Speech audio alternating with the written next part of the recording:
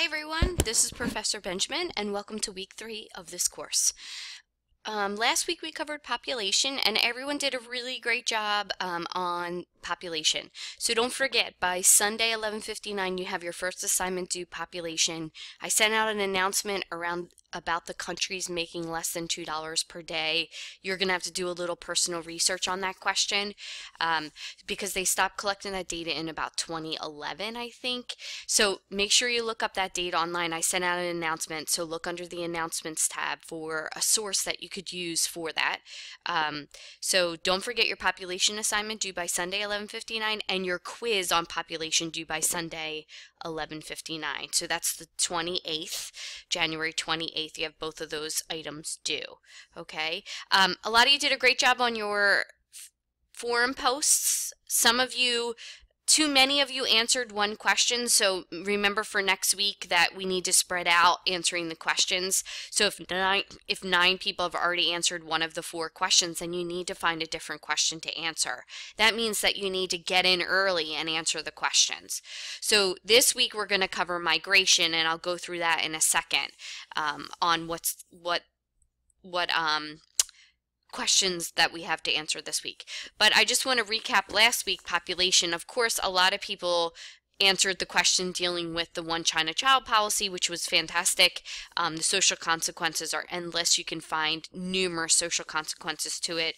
There's a fantastic, The Lost Girls is a fantastic little documentary on it by Lisa Ling through National Geographic. So if you can get your hands on that documentary, it's a good little documentary on girls in China and what happened to them.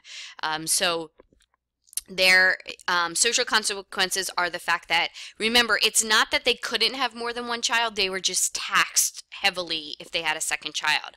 So they were allowed to have more than one child, but they were taxed on the second child significantly. So if you couldn't afford to pay that tax, then you wanted your firstborn child to be a son, because the culture in China and their social security system and their family name and all of those things were tied to having a boy first. So that is why there was a significant amount of girl abortions, as well as the fact that many girls were either left up for adoption. And so these are big issues in China that they're now dealing with. They now since have repealed the One China Child Policy Act, but they are still dealing with these social consequences. One of the other things is the economy. So China has a large economy, of course, remember, because we outsource a lot of things to China. And one of the big things is that they just can't keep growing their economy because they don't have enough people in the workforce, because half of their population was either murdered through abortion, and I don't mean these were elected abortions. A lot of people chose, babies were aborted because they were females, or they were killed as soon as they were born.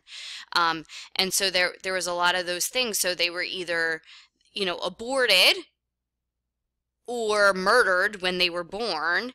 And so this is a big issue in China, is now they don't have the amount of people in the workforce that are needed. Second thing, why will the U.S. experience a population to zero negative population growth? So I think Trevor mentioned that he doesn't think this will ever happen. So don't forget, the U.S. right now, the average age for having a child has significantly bumped up. So I think it's probably about 23 or 24, the average age now to have your first child. One of the other issues is that, and one of the reasons for this is, number one, many women are now being educated. They're being part of the workforce, so they put off having children till a later age. The other thing is, of course, there is the cost of childcare in the United States is significantly higher than most other developed countries. In fact, I just got my child care bill for the year, and my child care bill for last year for my 3 children to attend child care was upwards of $10,000.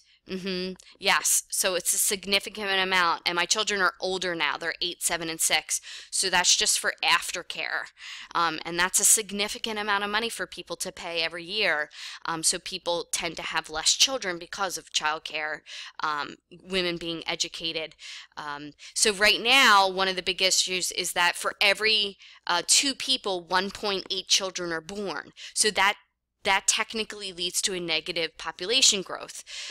Right now, though, we have the baby boomer generation, which was the generation born after World War II or during World War II.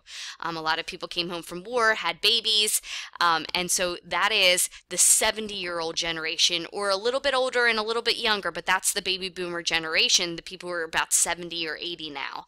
That generation is going to die off, and the next generation coming up doesn't have as many people to replace that generation.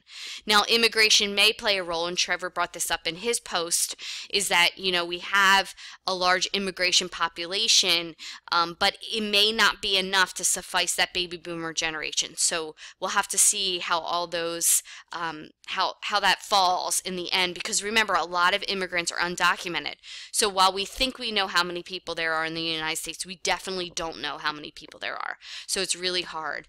But we definitely will see moving towards that zero population growth, because most developed countries do that. Now in Europe, this became a huge issue, is that their population growth was in the negative, and then they opened the doors to immigration, which is, I'm not saying that's a bad thing, but what happened is that it created a lot of cultural issues in Europe, especially in France. It created a lot of cultural tensions because they opened up the doors to immigration, allowed a lot of other folks come in because they needed that. They needed that to sustain their economy. And this can, there's a lot of tensions amongst people, and you know that now, right now, with immigration and whether people are culturally accepting of other folks. And so this is a big issue going on in the world right now, is when countries reach that developed stage, how do they support their economy on lower populations? Why did Thomas fail to foresee his predictions? So this is another good question. A lot of people answered it right, was that he couldn't foresee the agricultural advances that we have had, both mechanical and with genetically engineered crops. The one thing Malthus, though, might be right about is the fact that we do, especially here in the United States, we are more of a one crop country. I know that sounds weird, but we do put most of our eggs in one basket, especially in corn production. And if something happened to that crop, we could be in trouble. So one thing that Malthus may wind up being right about is the fact that we put all of our eggs in one basket, and we have moved away from bio-crop and more to monocrops, and this is a big issue. And many predict the next die-off race will be due to a pandemic, while others think it'll be lack of resources. So what do you think it's going to be? Well, I just wanted to see what people said.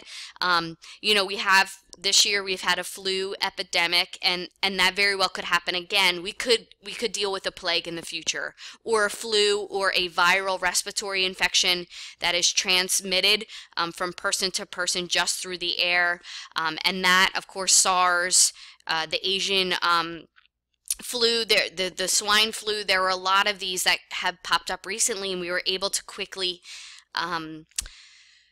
fix the issue through, of course, medical advances. But what happens if we can't do that? So we could see a pandemic in the future. Who knows? The other thing is, of course, one of the big issues is lack of resources. So lack of access to clean, fresh water may be a big issue. If you saw just recently, there's an article that Cape Town in Africa might run out of drinking water very soon.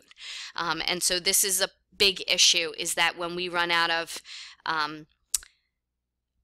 fresh drinking water, how can people afford it? And if people can't afford it, then the rich will have access to clean water and the poor will die. And that's a big human rights issue.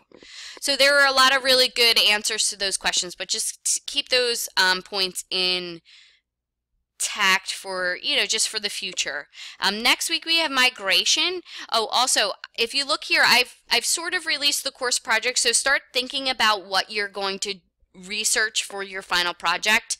You'll see this here. I'll make a little video coming up soon, but probably in about 2 weeks your proposal's going to be due for your project, and you're going to need sources. So it's absolutely essential that you start thinking about what topic you're going to do and start looking for sources other than web links for this project. And there's a lot of information under here on how to do that. So this week we have migration coming up, and same as usual, Tuesday forum post submittal, Thursday response post submittal, Sunday quiz. So I follow the same pattern throughout the whole semester. Of course, this is a very timely questions to be asking, especially with what's going on throughout the world with the Rohingya, the migration to the United States, migrations in Turkey. There's just, it's unbelievable how many migrating populations there are in the world today. And this session kind of highlights those migrating populations. So using the article supplied as reference, explain in detail why a current population is migrating. I mean, you really have no, you will not have lack of resources available for this question because there are tons of populations that are migrating now. Describe in depth one's social, economic, and environmental pull factor and incorporate the articles in the sessions to answer the thing. So push and pull factors is what we're going to talk about. What pulls people to a specific country or a specific location, and what pushes people to specific locations. So you're talking about religious freedom or religious persecution. You're talking about cultural freedoms versus cultural persecution. So there's a lot of different things. Jobs, the environment. You know, a lot of people want to move to tree-lined streets in the United States. So that's a pull. A lot of people want to move out of areas that are in decline. So there's a lot of issues there with environmental pull and push and pull factors. This is an amazing reading. After listening to how the 1965 immigration law changed the face of America, should we be more concerned with legal immigration or illegal immigration? I know that this is a controversial topic, but so please be respectful when you answer. Remember, it's not based on opinions, it's based on the factual information. That is one thing that in the last post I want you to shy away from. I don't want to see in my opinion or I think. I just want you to use the resources that I've given you and explain the reasons why or why not. And so leave your personal opinion out. That will take that state of mind that we're fighting with people rather than the facts that were given. So I want to see what those answers are to this question. It'll be a really interesting topic. So I look forward to your posts this week on migration. Don't forget that you also have your first assignment due, that population assignment due, as well as a quiz due by Sunday, January 28th. Have a fantastic week, and again, I look forward to your posts.